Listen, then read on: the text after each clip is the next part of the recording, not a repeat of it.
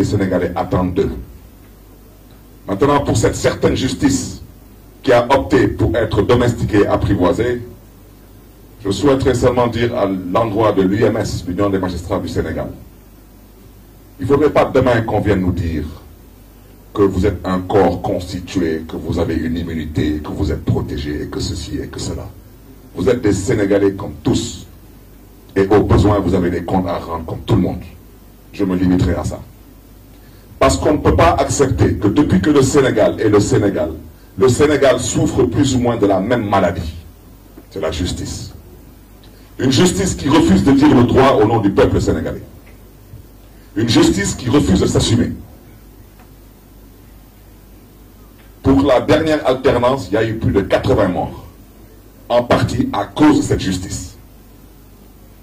Qui a été à l'origine de quasiment toutes les situations qui ont conduit à certaines émeutes assez particulières, pour ne pas dire meurtrières. Une justice qui refuse de dire le droit. Je voudrais dire à l'endroit des familles de ces otages que nous leur présentons vraiment toute notre compassion et que nous sommes avec eux dans ces moments. Aujourd'hui, ils ont libéré une 50aine de personnes. Il reste un peu moins d'une 30aine de personnes actuellement en prison. D'ici le mois de février, il en restera à peu près moins d'une demi-douzaine. Mais même s'il reste une seule personne en prison, c'est totalement anormal. On me parle d'une vidéo que je n'ai jamais vue. Parce que les connaissances, s'il y avait une vidéo, elle aurait circulé sur les réseaux sociaux. Une vidéo que personne n'a vue. Il n'y a eu aucune violence qui mérite tout cela à Saint-Louis. Aucune. À part la volonté du petit mec de dire qu'il ne se couche pas dans un lit tant qu'on n'arrête pas Barthélémy Diaz.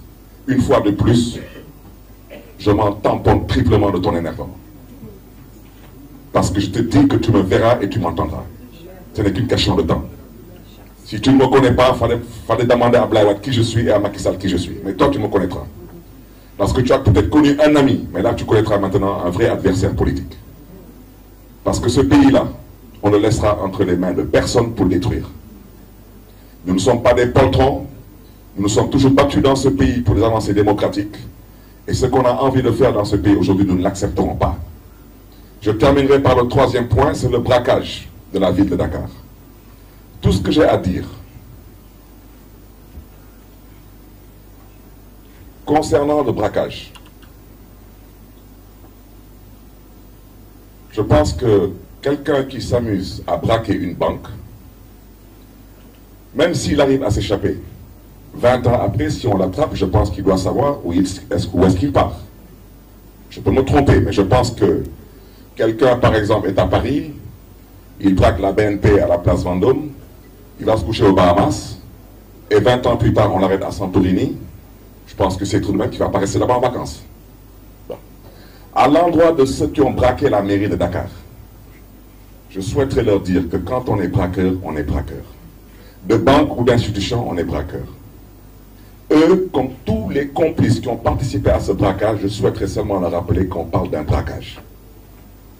Prendre une institution, l'encercler par des forces de l'ordre, et dire que l'élu n'a pas le droit de rentrer dans cette institution, c'est un braquage. Eh bien, peut-être pour ceux qui ne comprennent pas trop ce que j'explique, imaginez un scénario dans lequel on encercle la présidence de la République du Sénégal, on y met des policiers, des militaires, armés, et on dit que l'actuel président du Sénégal ne rentrera pas au palais. J'espère seulement que vous allez réussir votre coup, parce que si vous ne le réussissez pas, on l'appelle dans un autre jargon un coup d'État. Et quand on vous attrape pour un coup d'État, vous savez exactement le sort qui vous est réservé. C'est ce que je voulais dire. J'ai été un peu long, et avec votre permission, vous me